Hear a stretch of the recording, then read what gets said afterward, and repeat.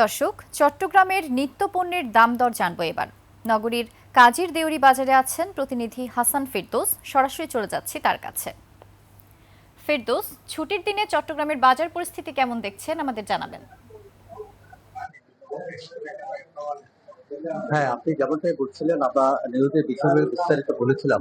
সেটা হচ্ছে যে চট্টগ্রামে মসল্লা বাজারে কিছুটা আগের চেয়ে কমেছে বলে আমরা পাইকারি বাজারে আমরা জানতে পেরেছি, এবং এখানে আমরা বাজারে এসে তা দেখছি। তবে যেটি বিষয় হচ্ছে যে মানুষের যেটি চালের দাম কিছুটা বেড়েছে, যেটা আমরা আমাদের রিপোর্টে উল্লেখ করেছি।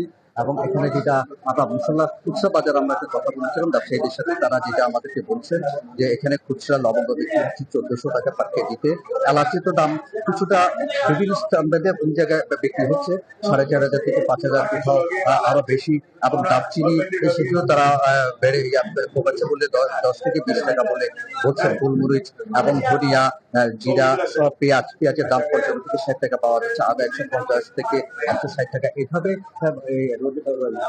আগে কিছুটা দাম কমেছে বলে তাদের ব্যবসায়ীদের বলছে। কিন্তু আমরা যেটা সাধারণ মানুষের সাথে কথা বলছি সেটা হচ্ছে যে তারা যতই বলুন যে দাম কমেছে, কিন্তু বাজারে প্রতিফলন দেখা যাচ্ছে না। কিন্তু আগের চেয়ে অনেক বেশি দাম তারা বলছে। গত বছরে যে কোরবানির মসলার দাম ছিল সেটা হচ্ছে অনেক বেশি।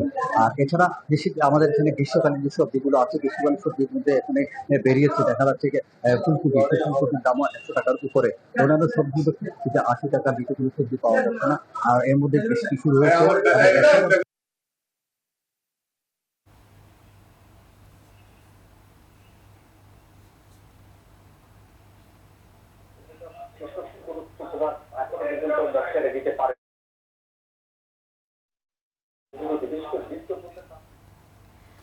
ফেরদৌস, ধন্যবাদ আপনাকে।